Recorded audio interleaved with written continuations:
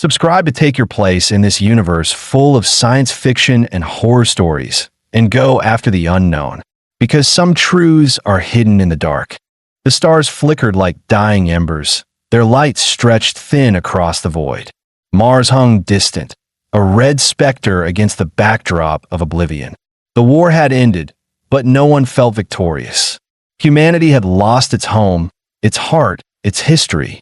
Earth was nothing more than debris scattered across the solar winds, a graveyard drifting between orbits.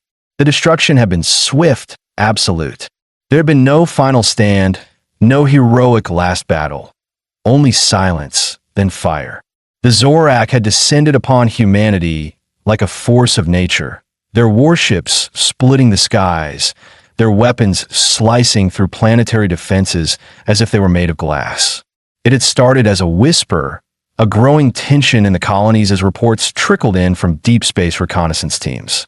A fleet, unlike anything the solar system had ever seen, moving with precision, methodical in its approach. By the time Earth's governments accepted the truth, that this was no mere incursion, no border skirmish, it was too late. The first strikes landed on the outer defenses, reducing orbital stations to drifting wreckage. The military scrambled, desperate to organize a defense, but the Zorak's weapons were beyond anything humanity had prepared for. Their technology did not overpower in sheer strength. It overwhelmed in elegance. Their attacks did not simply destroy, they erased.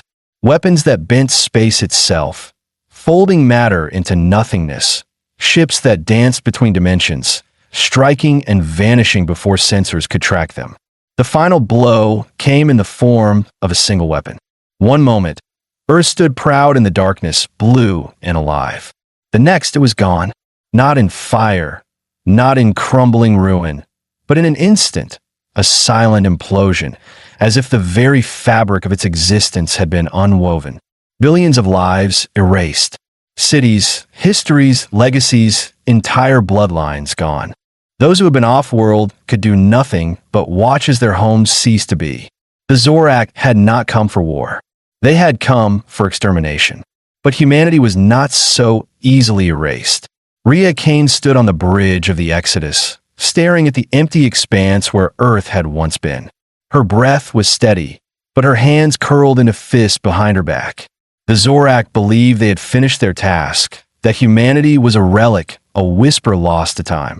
What they failed to understand, what they would never understand, was that humanity thrived in the ashes. A voice cut through the quiet hum of the ship. Message from Europa, General. Another colony confirmed their allegiance. That makes 17. 17. A number too small, a force too fragile. But it was enough. She turned, her sharp eyes settling on Elias Voss, the ship's chief strategist. His fingers danced across the holographic interface, lines of data flickering in his glasses' reflection. Once a scientist, now a soldier, like so many others. War had a way of reshaping people. Before the invasion, Voss had been one of Earth's leading physicists, researching energy fields and theoretical propulsion. Now, his mind was devoted to war. He had traded equations for battle plans, laboratories for war rooms. They're afraid, Voss continued. They've seen what we've done to the Zorak supply lines. They believe we can win. Good, Rhea said, because belief is all we have. The words carried weight. Humanity had no standing army, no planetary defenses, no fleets to rival an empire. What they had were survivors, miners from Titan, smugglers from Neptune's rings, engineers from the scattered orbital stations. They had anger, desperation, ingenuity, and they had nothing to lose.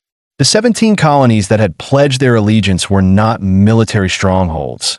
They were remnants of civilization, scattered pockets of human life clinging to existence. But together they were something else. They were a promise that humanity would not fade. Voss hesitated, his voice dropping lower. The Zorak think we're broken, but their fleets have started repositioning. They've noticed the sabotage. If we're going to strike, it has to be soon. The war had taught Rhea a simple truth. Hesitation was defeat. The Zorak had been efficient in their destruction, methodical in their extermination, but they had made a single miscalculation. They had expected humanity to fall apart. Instead, they had forced them to become something else, something sharper, something unrelenting. The survivors had adapted. They had studied Zorak tactics, reverse-engineered their technology, turned their own arrogance against them. And now, they had a plan. Rhea activated the ship's intercom, her voice unwavering. "This is General Kane. All crew to battle stations." The ship came alive beneath her feet. A low rumble coursed through the hull as the engines surged to full power. Warning lights pulsed. Voices sharpened. This was no longer a scattered resistance. This was the beginning of a reckoning. The Exodus moved through the void with a silent grace, its dark hull absorbing the faint glow of distant stars. To the untrained eye, it was just another speck of debris in a vast expanse, but inside, it was alive with purpose, a heart still beating in the corpse of a fallen world. Every corridor vibrated with quiet urgency. Engineers working in cramped maintenance bays, gunners inspecting the ancient rail cannons bolted to the ship's spine, pilots running simulations they hoped they'd survive. They weren't soldiers by birth. Miners, smugglers, scientists, and scavengers had become the last hope of a species that refused to die. Rhea Kane walked the length of the war room, her boots striking the metal floor with a steady rhythm. She had long since stopped feeling the fatigue pressing at the edges of her mind, had learned to silence the ache in her muscles, the weight in her chest that had never quite gone away since Earth had vanished from the sky. The war had taken much, but it had not taken her ability to command. She had become something sharper, something the Zorak had not anticipated. The last time humanity had fought them, it had been a battle for survival. This time, it was a war for vengeance. The room's dim lighting cast elongated shadows over the faces of those gathered. Elias Voss stood near the central display, analyzing fleet positions with the cold precision of a man who no longer had the luxury of second-guessing. Once a scientist, now the mind behind their strategy, he had adapted as necessity demanded. Across from him, Kala Oren leaned against the table, arms crossed, her expression a mix of skepticism and restless energy. The others, captains, tacticians, those who had risen from the ruins, watched in silence. Voss spoke without looking up. They're repositioning their defense lines. That means one of two things. Either they've started noticing our sabotage, or they've got something bigger in motion. His fingers skimmed across the display, shifting through layers of data, numbers scrolling past in a language only he fully understood. We've been careful, but they aren't stupid. If they're adjusting their supply routes, we need to act before we lose the advantage. Kala let out a sharp breath. You say advantage like we actually have one. She gestured at the map. We're going up against an empire that turned a planet into nothing. If they know we're still alive, we're already dead. Rhea narrowed her eyes. Then we make sure they don't get the chance. She turned to the map, watching the pulse of Zorak fleet markers. The Araxis line, she said. It's their artery. Take it out, and we starve their inner colonies of fuel and munitions. More than that, we force them to react. Kala let out a low chuckle, shaking her head. You really do have a death wish, Kane. It's not about survival anymore, Rhea said, her voice steady. It's about making sure they fear us. Voss exhaled, rubbing his temple. It's possible, but it won't be easy. The Araxis line isn't just any supply route. It's heavily patrolled, automated defenses along every major relay. And if they're already suspecting something, security will be tighter. Rhea met his gaze. That's why we hit them before they expected. A silence settled over the room, the weight of the decision pressing down on every set of shoulders. They weren't an army. They weren't trained for war in the way the Zorak were. But they had something else. They had desperation. They had nothing to lose. Voss tapped the display, zooming in on the sector. We have one shot at this. If we fail, we'll be running for the rest of our lives. If we succeed, he trailed off, his expression unreadable. Kala raised a brow. If we succeed, we'll make them bleed. Rhea gave a single nod. We move in 48 hours. Voss hesitated. 72 would be safer. We don't have 72. For a moment, It looked like he might argue, but then he exhaled sharply. Understood. Rhea turned toward the door. The meeting was over. Decisions had been made. There was no point in dwelling. Yet as she reached the threshold, Voss spoke again, his voice quieter this time. There's one more thing. She stopped. The room's hum seemed louder now, the steady thrum of the ship's systems pressing against the silence that had fallen. Voss's fingers danced across the interface, bringing up another set of data, a stream of intercepted transmissions, scattered fragments of Zorak communications. They're watching the Araxis line, but they're not just reinforcing it. They're waiting for something. A chill crawled up Rhea's spine. Waiting for what? Voss hesitated. Us. The war room went silent. The Zorak knew. They weren't scrambling in confusion. They weren't flinching from the shadows. They had seen them, and they were preparing. Kala let out a breath, muttering a curse under her breath. So it's a trap. Rhea clenched her jaw. No, it's an opportunity. She met each of their gazes, fire burning behind her eyes. If they're waiting for us, that means they think they can predict our next move. They think we'll walk into their net like prey. She turned back to the display, her mind already working through the possibilities. But what happens when the prey is the one setting the trap? Voss stared at her, then at the map, then back at her again. Slowly, something in his expression shifted. Kala shook her head, a grin playing at the edges of her lips. You're insane, Kane. Rhea turned away, already heading toward the exit. No, she said, just unfinished business. Outside, the stars watched in silence. Somewhere beyond them, the Zorak prepared for their arrival. But they had made a mistake. They had left survivors. The Exodus crept through the void like a predator in the dark, its engines whispering as it approached the Araxis line. To an outside observer, the ship would have seemed like nothing more than a drifting relic, a forgotten vessel lost among the debris of war. But inside, the air was electric with purpose. Every heartbeat, every breath, carried the weight of the coming battle. Rhea Kane stood on the bridge, eyes locked on the distant glow of the supply hub. It was quiet, too quiet. The Zorak were always efficient, never sloppy. If the Araxis line was exposed, it wasn't by accident. You feel it too, Kala, Orin murmured, stepping beside her. Rhea didn't answer. She didn't need to. The silence stretching across the void was too neat, too deliberate. It felt like a snare lying in wait, the kind that didn't just catch its prey, it swallowed it whole. Voss's voice crackled through the comms. Approach vector locked. No unexpected movement from enemy patrols. Either we got lucky, or this is the most obvious ambush in history. Nobody's that lucky, Rhea muttered. Behind her, the bridge crew worked in tense synchronization. The Exodus was no warship. Its shields were weak, its weapons outdated, its engines temperamental. But it was fast, and its crew was willing to bleed. That was all they had left. She tapped the comms. Rain's status? The strike team commander's voice came back crisp and steady. Docking sequence engaged.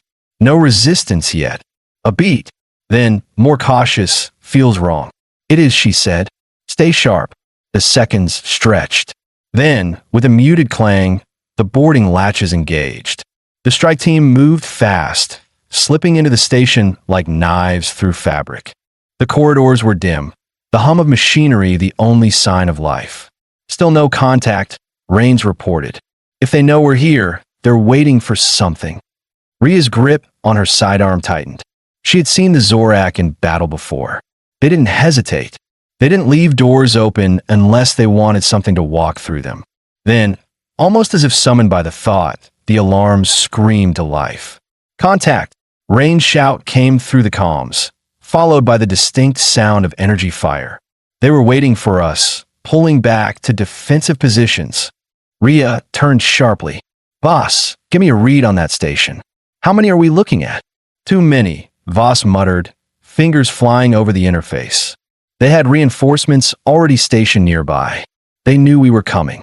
Rhea's pulse remained steady, but beneath it, something cold settled in her gut. They hadn't miscalculated. They had walked straight into exactly what the Zorak had designed for them. We stick to the plan, she ordered. We take out the supply hub. No matter what. Then Kala swore under her breath. Yeah, about that. We have a problem. Rhea turned to find her staring at the tactical display. A separate transmission was blinking on screen, a weak, fragmented signal. Not Zorak. Human. For the first time since the mission began, true silence settled over the bridge. Rhea's jaw tightened. Voss. He was already working, trying to stabilize the signal. It's coming from inside the station, he confirmed. Multiple sources. Human distress signals. And they're recent. A sharp breath. Rhea turned to the display, mind racing. The Zorak don't take prisoners. Apparently, they do now, Kala said. For a long moment, no one spoke. The implications were too vast, the questions spiraling too quickly. The Zorak had wiped Earth from existence. No warnings, no negotiations. They had seen humanity as a pest to be eradicated. So why now were there survivors? Rain's voice cut through the static, breathless with exertion. We're holding position, but they're pushing hard. What's happening up there? Rhea's mind was already moving. The mission had been simple. Get in, destroy the hub, cripple the Zorak supply chain. But now, there were people trapped inside. People who should not exist. She exhaled sharply. Change of plans. Kala groaned. Here we go. Rains, split your forces, Rhea commanded. Half continue the demolition. The rest search for those prisoners. We're not leaving without them. There was a pause, just long enough to tell her that Rains was weighing the risk. Then, understood. Kala shook her head, a wry grin tugging at her lips. You ever think about making a decision that doesn't put us all on a suicide run? Rhea didn't answer. The battle below intensified. The station trembled with distant explosions. Rains and his team pushed deeper into the complex, their movements now divided between two missions, destruction and rescue. And then, the second revelation came. Rhea, Voss's voice was different now. Not his usual detached calculation. Something colder. I'm decrypting the transmissions. You're going to want to hear this. Static hissed, then a voice, fragile, exhausted, but unmistakably human, cut through. They don't kill us. They study us. We are not prisoners. We are specimens. The bridge remained deathly still. Rhea clenched her fists. What the hell does that mean? Voss was already scanning the station schematics. I don't know, but if they're experimenting on humans, we need to get them out now. Another explosion rocked the station. Time was running out.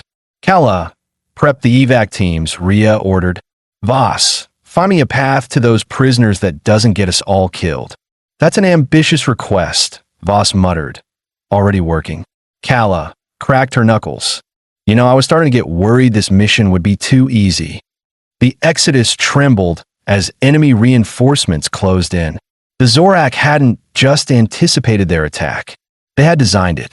And if the humans on that station were what she suspected, then this war was no longer just about survival. It was about something far worse. As Rhea readied herself to enter the fire, one thought lingered in her mind. The Zorak had always feared what humanity might become. And now, perhaps, they had found a reason to be afraid. The station shook, its metal bones groaning under the weight of explosions. The air was thick with smoke, the sharp tang of burnt circuitry mixing with the acrid scent of charred flesh. Gunfire rattled through the corridors, punctuated by the inhuman shrieks of Zorak warriors and the clipped commands of human fighters pushing deeper into the labyrinthine interior. Rhea Kane moved like a shadow, her pulse steady despite the chaos. The mission had changed. They were no longer here just to destroy the Araxis line. Now, they had prisoners to save, prisoners who shouldn't exist. Every instinct told her that whatever the Zorak had been doing to these people, it wasn't out of mercy. Rain's status? She barked in her calm. His voice came back tight. We've breached the central fuel depot. Charges are set. 5 minutes until we blow this place to hell. A pause, then, but we got movement on the lower levels. Heavy resistance. They're protecting something. Rhea exchanged a glance with Kala Oren, who had just finished reloading her rifle. That's where they're keeping them. Kala smirked. Figures. We never do things the easy way. Voss's voice cut in from the Exodus.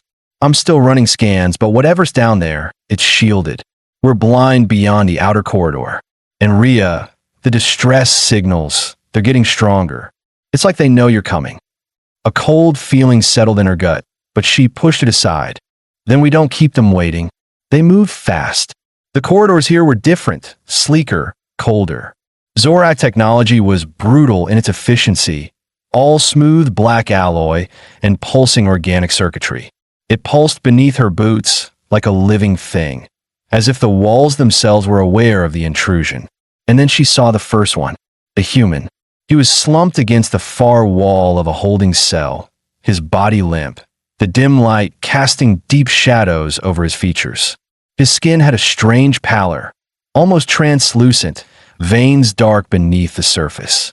His eyes, when they flickered open, held no recognition, no fear, just a hollow, mechanical emptiness. Kala inhaled sharply. What the hell did they do to him? The doors to the adjacent cells slid open in unison. More figures emerged, dozens of them. Men, women, even children. They all moved the same way, slow and deliberate, like puppets on fraying strings. And their eyes, every single one of them, were wrong. Rhea's grip tightened on her weapon. Voss, I need answers. Static crackled in response before his voice came through, low and urgent. I don't think they're prisoners, Rhea. I think they're prototypes. Understanding slammed into her like a fist to the ribs. The Zorak hadn't just been keeping these people alive. They had been changing them. The closest of the figures, a woman with jagged scars tracing down her temple, took a slow step forward. When she spoke, her voice was layered, as if two versions of herself were speaking at once. They are watching. Rhea raised her rifle. Who's watching? The woman's lips twitched, almost into a smile. Everything. Then the lights died. In the darkness, the station came alive. The walls rippled, the floor vibrated beneath them, and a deep, droning sound resonated through the metal. The prisoners, or whatever they were now, moved at once, not attacking, not running, just watching. Their hollow eyes reflected the emergency lights flickering back to life, casting unnatural shadows along the walls. Rhea, we have a problem, Voss said, his voice sharp with something she didn't want to name. I know, she snapped. No, Voss insisted. You don't. I just accessed their core data. This is an experiment. A pause, then quieter, more chilling. This is a signal. Rhea's breath stilled. Explain. The Zorak weren't testing them for combat. They weren't brainwashing them. They were transmitting through them. These people aren't captives. They're conduits.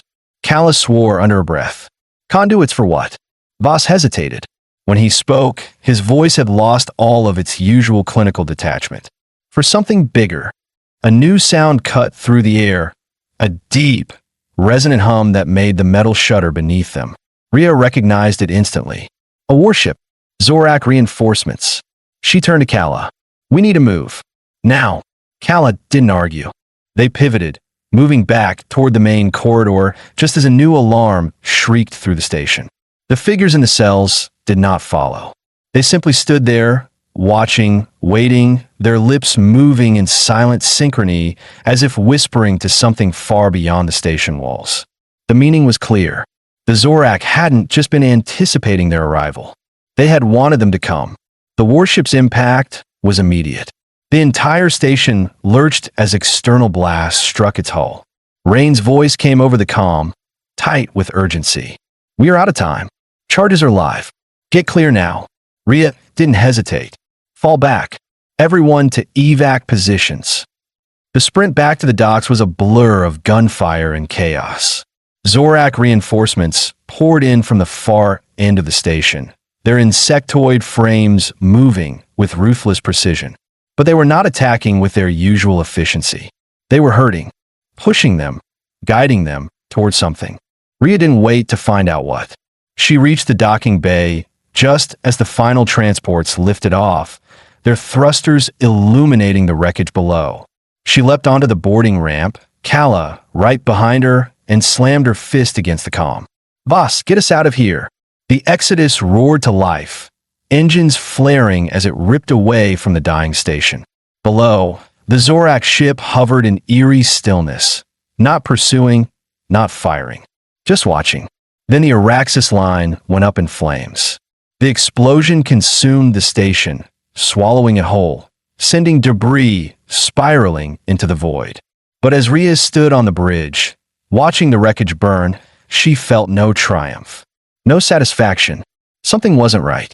Voss turned from his console, his face paler than she had ever seen it. We intercepted one last transmission before the station collapsed. Rhea braced herself. Tell me. Voss exhaled. The test was successful. Begin Phase 2. Silence.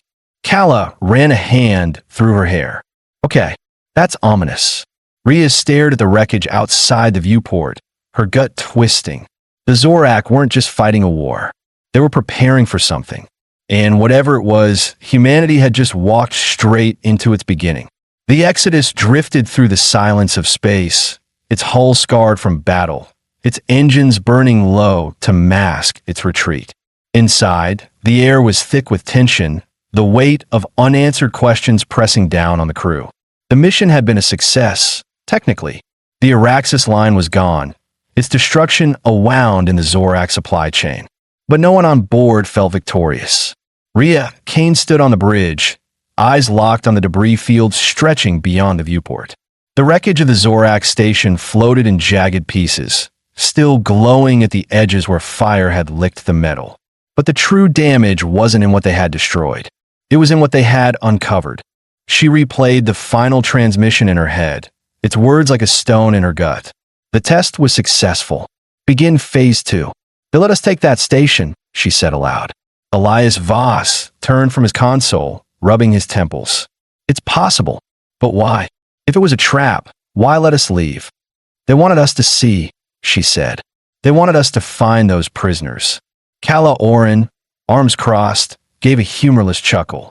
That's a hell of a way to send a message. Voss's fingers danced over the controls, bringing up the fragmented data they had pulled from the station before it was destroyed. We decrypted part of the Zorak records. I don't like what I'm seeing.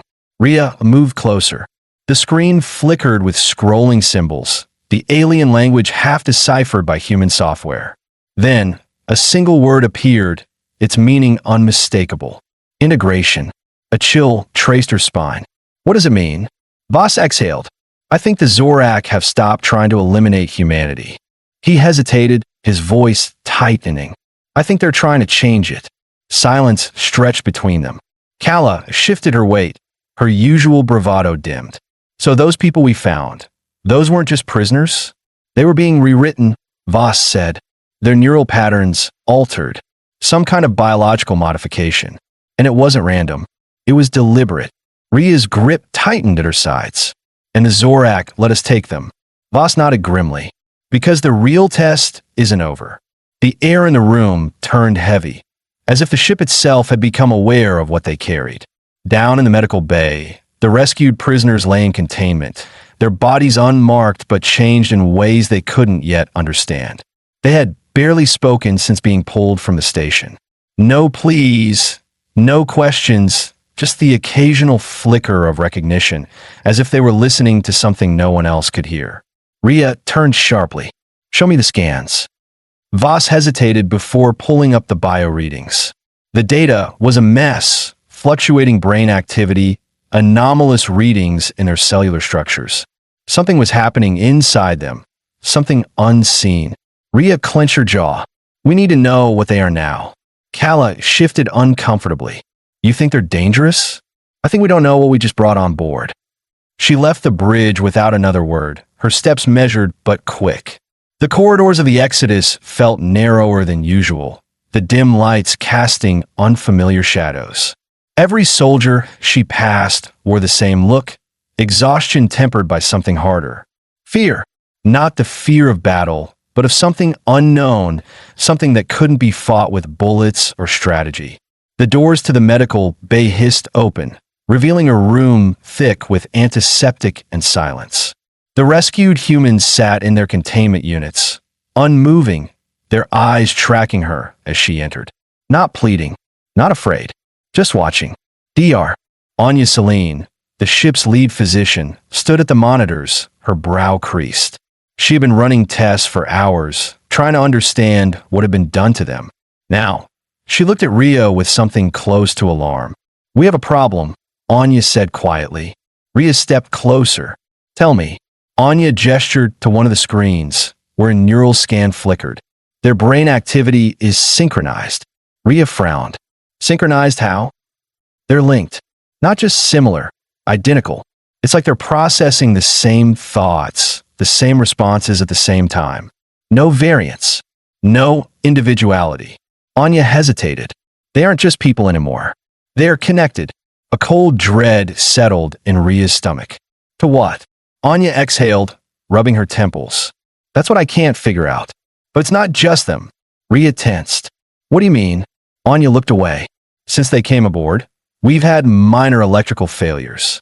System glitches. At first, I thought it was battle damage." She turned back to the monitors. "But now I think they're causing it. I think they're interacting with the ship." Ria's mind raced. "Are they aware of it?" "I don't know. But if they are, they aren't telling us." A sudden clank echoed through the room. One of the containment units. A man, the same one Ria had first seen back in the station, pressed a hand against the glass. His lips parted. His voice was quiet but clear. "They are coming." Every monitor in the room flickered. Then, the emergency sirens blared. Voss's voice crackled through the comms. "We have inbound signals. Zorak warships. 3, no, 5, and they're moving fast." Ria's blood ran cold. "They tracked us," Callum murmured from behind her. "Those bastards used them to find us." Ria's mind snapped into focus. "Voss, get the ship ready to move. Anya, lock down this bay. Nothing gets in or out until we know what they are." The man in the containment unit pressed his palm harder against the glass. His eyes, unnatural, inhuman, met Ria's. "They do not fear you," he said softly. "They welcome you." The ship shuddered under the first impact. The Zorak were here, and Ria realized, with a sinking certainty, that they hadn't come for war. They had come to collect. The Exodus rocked under the impact of enemy fire, its shields straining against the assault. The bridge was alive with frantic movement. Orders barked, alarms blaring, displays flashing red with damage reports. The Zorak fleet had found them, not through scanners or tracking beacons, but through the people they had rescued, through whatever they had become. Ria Kane gripped the edge of the command console as another blast sent a shudder through the ship. The Zorak weren't attacking to destroy. They weren't sending boarding parties. They were waiting. For what? "Status?" she snapped. Voss barely looked up from his console, his face illuminated by the shifting glow of the tactical display. 5 warships, surrounding us, but holding formation. They could have destroyed us by now, but they're keeping their distance. "They don't want the ship," Callum muttered from beside her. "They want them." Below deck, in a locked-down medical bay, the rescued prisoners sat in eerie silence, their gazes unfocused, their minds elsewhere. Since the moment the Zorak fleet arrived, their vitals had synchronized, pulses beating in perfect unison. Dr. Anya Celine stood with her arms folded, studying the readings on the monitor. "They're linked to something," she murmured. "Or someone." Ria's voice crackled through the comms. "Anya, is there a way to break the connection?" "I don't even know what the connection is," Anya said. "It's not electromagnetic, not neural in any conventional sense. It's something else, something we don't understand." She hesitated. "And I don't think we can break it." A chill settled over Ria. "Explain." Anya exhaled. "They're not being controlled. They're participating." A long silence followed. Calla spoke first. "So, they want to be part of whatever this is?" "Not want," Anya said carefully. "Need. Like an instinct they can't resist." Ria turned from the comm and faced the viewport. Outside, the Zorak ships loomed like waiting predators. She understood now. They weren't attacking because there was no need. They had already won.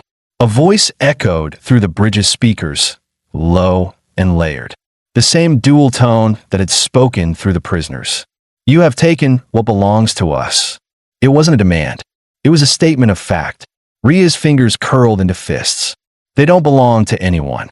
The Zorak remained silent. The display flickered, interference sweeping through the ship. And then, something impossible. The Exodus stopped moving. No alarms signaled a tractor beam. No external force registered on the instruments. The ship had simply ceased to respond, its engines running, but going nowhere. Voss's voice was quiet. I don't know how they're doing this. The containment doors in the medical bay hissed open.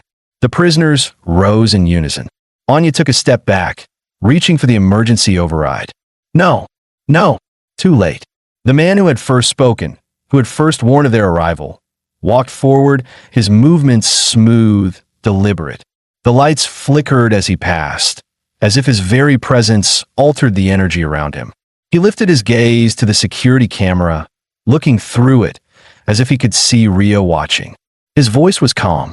You were never meant to interfere. The ship trembled. Ria turned sharply.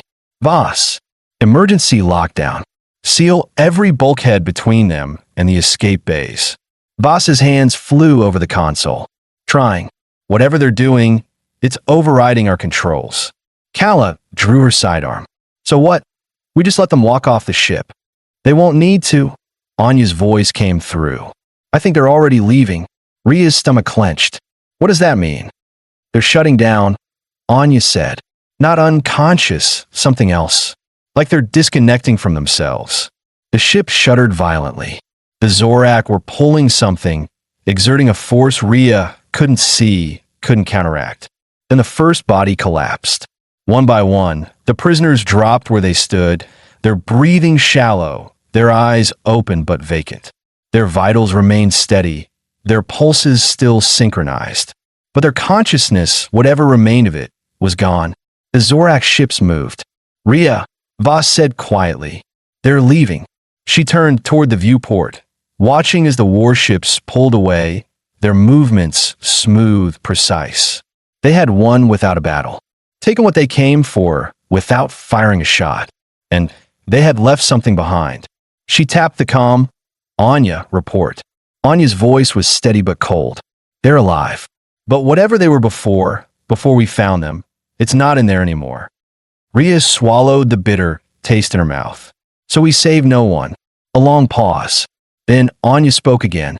Maybe we weren't supposed to. Silence fell over the bridge. The Zorak had never planned to reclaim their prisoners. They had given them back, left them like a message written in flesh and bone. Integration, not an experiment. A beginning. Ria turned away from the viewport. We get back to the fleet. Now, Kala ran a hand through her hair. You think we just started something we don't understand? We didn't start anything, Ria said. We were just the first to see it. Voss spoke, his voice unusually quiet. Then the question is, what happens next? No one had an answer. The Exodus turned, burning hard into the void, leaving behind the wreckage, the unanswered questions, and the first echoes of a war that had only just begun.